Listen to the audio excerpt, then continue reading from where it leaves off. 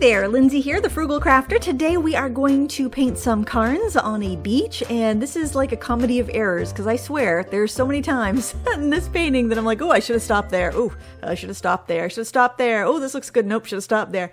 But hey, you know, it's how it goes sometimes. I was really having a good time playing with these materials though, so I was really curious to see how it was going to end up and what would happen if I tried this or that. So I sketched on the rocks with a water-soluble graphite pencil. It was the Derwent Graphitant, one of the gray ones, and then I wet the background, and now I'm going in with a Derwent XL blue block here. So this is a set of 6 blocks. I really haven't used them other than to swatch them out, so this is their kind of like maiden voyage for me, and I just really wanted to see what they would do on some good watercolor paper. I'm also using the Boku Undo, I think it's called Shadow Color set. There is a couple of these. There's this one, and then there's another one that's more vibrant. But basically, these are Genzai watercolors that have black added. So they're in those traditional large Japanese pans, and they're great for big brushes, which that's another thing I like about the Derwent XL blocks is that they're good for a big brush. So side by side, they're working really well. I do like the Graphitant pans, but they're half pans. And I honestly love to use a big brush, especially with a thirsty material like water-soluble graphite. For some reason, it seems like they just want a lot of water, and that's just really handy. Boy, it'd be really cool if the Inktense blocks came in those jumbo blocks. That would be fun because, but I mean, hey, they're nice the way they are too. But because they're long, I can get a big brush on them. But anyway, I am going in with the purple Boku Undo watercolor and a liner brush, and I'm putting in some of the detail of the cracks in the rocks and just some of the little stripies that I see, and I'm making some stuff up too to make it more interesting and stippling in some texture, some of that granite pattern and texture in there, and I'm actually really liking it at this point. I wanted to really explore that texture, and when I'm looking at it here, I'm thinking I really want to keep the rocks lighter, and honestly, I should have stuck with that instinct. But I have no complaints because I had a really good time throughout this experience here. These are the XL charcoal water-soluble blocks, and I'd never used them before other than to swatch them out. Both of these are new products to me, actually. Actually, all 3 of them are. And I thought maybe I could sponge over a stencil and get this kind of bokeh effect in the background. Now I'm going to link my reference photo down below, and you'll see what I mean. There is this like lens flare bokeh background, but I didn't have a big enough stencil. Well, I had other polka dot stencils, but I wanted something that was a little more random, but I didn't have a bigger hold one. I thought I did, and maybe I do somewhere and it's just hiding from me, but I could not find it.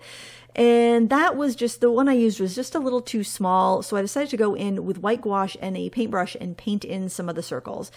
And it's kind of got this almost like bleach spatter look to me that I really like, actually. So I'm like, I'm going to see where this goes. On one hand, I didn't want to cover up much of that blue because there was a really interesting texture and color to it. But on the other hand, I also felt like it needed a little sparkle, and I was just kind of exploring that. The gouache I'm using in that little tin, that's from Artix, and there's like a set of 9 colors if you're interested in that. But I kept the white one out because it was just so handy to have a pot of gouache like that ready to go. And I also misplaced my Dr. P.H. Martin's gouache, so so that's standing in for that favorite supply. My instinct, like I said, was to go really light with these rocks, and that's what I did. I used some of the blue, some of the graphite. I even grabbed my Derwent metallic pan paints and started dabbing some of those in. Basically, I wanted to get some of these oddball, weird watercolor products that I had that I don't use very often or hadn't used before, and put them to use in a painting. And maybe they should be more of the what do you want, supporting actors in a painting and not the main actors, but I really wanted to play with them and see what they can do. And they do create some really nice texture when put together, and they do give you that geological, heavy, beautiful effect of rocks. So definitely something to think about. But I do think that using that in conjunction with other products would be more effective, because if you had some really vibrant colors and you had that to contrast it, I think it would be more a better way to use it. So I'm just going to have to keep that in mind. And, something like that, I might need to actually put these products together in a palette, or put them in my regular palette, or somehow have them on my desk when I have my regular paints out so I don't forget about them. That's the problem when you have too many different palettes going and they don't all fit in one big palette that you can access, is that you might forget about them. The problem with having too many colors in one big palette is that you can forget what color you've already used and have a chaotic mess of your painting, and then that's not fun either. So, you know, I mean, man, is there a perfect solution? If there is, I don't know what it is, but it sure is fun to to try these different products out and to play with them. I'll have a review on definitely on the XL graphite, probably on the charcoal too. Maybe I'll do them together. I'm not sure. I definitely find myself drawn more to the graphite than the charcoal at this point, because with the charcoal, they just remind me a lot like pastels. But I'm sure I just need to use them a little bit more and figure out what the best use for them was. Now, as you can see, I skipped the rocks that were in between so that I didn't have the colors dripping from one to the other. I wanted them to all have their own kind of unique boundaries and hopefully their own unique flavor from rock to rock, so it wouldn't just look like identical rocks stacked up. They would have a little bit of their own personality. And I think using these really diluted will give you more of that granulating texture if that's something you're after. And they're certainly pretty affordable if you are looking for a granulating product. Now, the regular price on these are kind of pricey. I think it's up there with like the Artgraph Taylor's chalks. It's around, I think $42 for that set of 6 big blocks if you're buying them full price. But I've noticed that Blick and Jerry's often has them 50% off. So if you go to, I'll put a link in the video description to all these things I'm using. If you're looking at those blocks and you see they're $42, just wait and keep checking back like every week, because they frequently go on sale 50% off. At least in the past they have. And I would imagine they would again. It seems to me that on Blick, Derwent product, and Jerry's too, Derwent product goes on sale 50% off, and it'll rotate between the products. It's just something I've observed anyway. And I'm just going in and just putting in a bunch of water and then just dabbing in a little bit of color and seeing what happens. Like I said, these products are new to me. I haven't used these before, so I really didn't know what to expect. And I think when you're approaching a new product, you shouldn't put yourself under the pressure of creating something gorgeous. Sorry about the glare on that rock, man. That's a little harsh. But you know, you shouldn't, I know it can be like, wow, these are, especially if you've got a bunch of new things and you've got a brand new piece of paper and, you know, you're thinking, oh, I don't want to waste this. And you're thinking about that, you know, you just bought all that at once and it was a lot of money, but you're not using up all that paint. You're not using up all that paper in one painting. You know what I mean? So don't put yourself under the pressure that you're wasting $100 or whatever it is that you spent on your, you know, your last big purchase to get all the supplies if your painting doesn't come out right. No, it's just a fraction of that. It's pennies, really. I mean, obviously paper can be expensive, but for the paint, you know, it's pennies worth of paint. So don't put yourself under that kind of pressure when you're just trying to get used to learning something new, you know?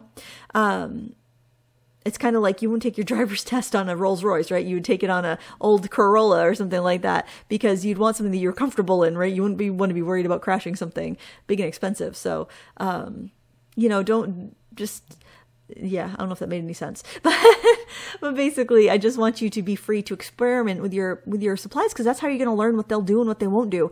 And making a mistake, as much as it can kind of be a bummer if you've liked how your painting is coming along and you make a choice and you regret it, you're going to learn more from that regret choice than you are from painting it perfectly start to finish. Because if you paint something perfectly, you might not know why it worked. You might not know what you did to recreate it, and then you go to try to recreate it and nothing's working again.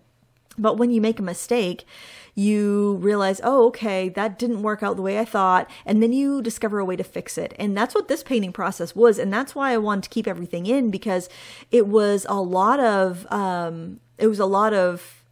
you know, 2 steps forward, 3 steps back type situation. But I just kept going forward because it was fun. I wasn't worried. It's in my sketchbook. I'm not worried with how it comes out. Now here I was thinking I want the background darker, so I'm going to try to paint around some of those bubbles that I drew. And then I'm like, oh, am I really committed to painting around all these bubbles? There's a lot of bubbles there. And so I just ended up kind of dabbing in the color. And then I was like, ooh, now everything is just too similar in value. And I was like, okay, I need to make a choice. Am I going to make the rocks darker, or am I going to make the background darker? And looking at the reference photo, which up to this point, it didn't occur to me that the photo was doctored. I think that the photographer boosted the color on the rocks because they were much lighter than I think they would have been if you had so much like reflected light off water in behind them. And so I was struggling with the values on this, because when you look at the reference photo, you'll see that the values in the rocks in the background are very similar. And that, I mean, it's great for seeing the detail on the rocks, but I think that it made it frustrating as far as painting. But, you know, I wasn't really frustrated. I was having a good time. Like using this big chunky charcoal to add some texture and highlights. I kind of like that too. You know, so there was like all these like these little things I liked that I wanted to keep, but they wouldn't all work together. I needed to, like, you know, you need to sacrifice something. I knew, like, am I going to sacrifice the rocks? Am I going to sacrifice the background? Am I going to sacrifice the shadows? Am I going to sacrifice the sparkle?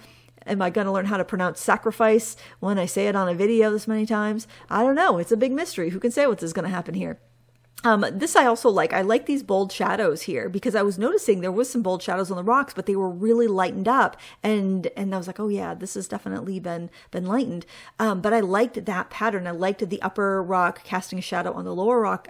So it would have been the water bouncing, the light bouncing off the water, I think, that was throwing all that light this way.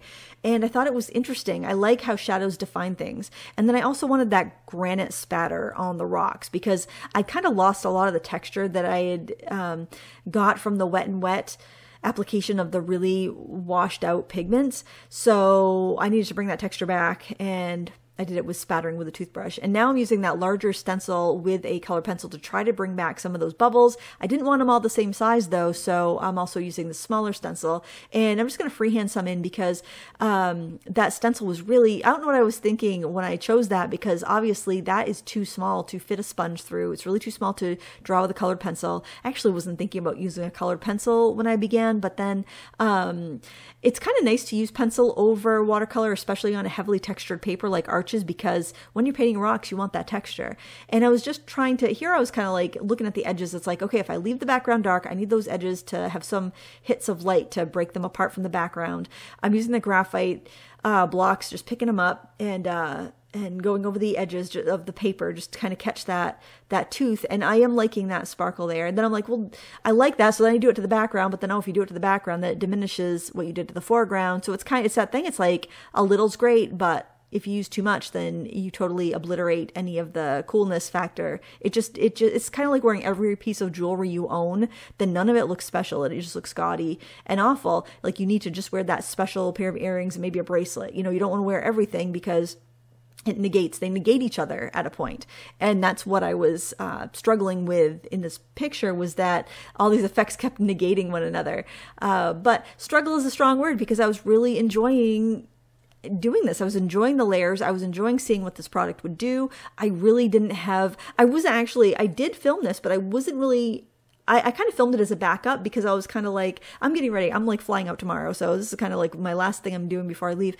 And I was kind of like, well, I think I'm going to paint it once and then figure out what I want to do, and then paint another one live to camera, thinking it would be like 20 minutes. But as I was working through this and the painting was getting more complex and I was adding more layers, I was glad that I filmed it, because I thought, you know, this would be a good, I think, teachable lesson of like how to get yourself out of some of these situations. Like here, I'm like, okay, I really need the background lighter, but I don't want to repaint the whole background. So I'm just doing a white drop shadow around the edges. And that's something that was on that photograph, which is another reason I realized, oh, well, that's probably been doctored. So I just went in, I added the white, and then I'm just blending it out with a damp filbert brush. And I'm just trying to go really lightly so I don't disturb the paint underneath. I haven't done a lift test on the graphite blocks there, but I reckon they're probably going to lift pretty easily. Of course, I haven't tried it yet, but it does feel like that they might lift easily. Although I'm able to layer without them picking up where I don't want them. So that's, you know, that's working out pretty well. And now I'm getting the definition that I need, because I'm having that light behind there, at least behind where it's, where the rocks are dark. And this is working out. I'm starting to feel a little bit of hope that I'm going to be able to salvage this. And it's kind of like a fencing game. Like, you know, you're doing this battle, but it's also a little bit fun. You know, it's a fun battle. It's not like, you know, you're working together. You're working with the painting. You know, you want to let these products show and do their thing, and you want to get the best attributes from them, but you also want to get your vision on the paper. So sometimes it's a battle, but try to make it a fun battle. Try to make it like a jousting competition where nobody dies, I guess. I guess jousting, that's when they knock people off the horses, isn't it? No, not that. Fencing, that's what I mean. The fencing, of course, that's swords. But you have the gear on, so you're not really gonna, kill anybody. You're fighting for fun. That's what it is. That's what painting is. It's fighting for fun, and everybody wins. Or maybe you don't, but at least you don't die. I have a way with words, don't I? I should write analogies. Is that a job? I don't know. The SAT people can call me. I can write some analogies for them. The poor kids will never know what I'll never see what they have coming. They'll be like, what the heck? A painting is to a fencing match as a... I don't know. No, scratch that idea. That's not my calling. But I am enjoying this, and I am enjoying these XL graphite blocks. I'm not sure about the charcoal. The charcoal is very messy. I've noticed every time I've picked them up, my hands have been just really, they leave a lot of deposits on your hands. And I think they probably smear in a sketchbook a lot, but boy, I'm really liking the graphite. I think that's one of those ones that, at least for some of the colors, I could see actually taking that tin and setting it right in my palette, or figuring out some way that I could put those blocks in my main palette, especially that blue, man. That blue is really nice. Maybe the green too. The green's really nice too. Browns, I have so many browns, and I don't tend to use gray or black too much, but I could definitely see doing that blue and green, adding that to a regular palette. They're fun. I actually like the box that they're in because there's foam separating everything so they don't bang together, and it holds them pretty securely while you're loading up your brush. So now I'm just kind of adding in little details with some black and white pencil, and I'm pretty much going to call it a day here. I hope you enjoyed this. Please give me a thumbs up if you like it, and until next time, happy crafting!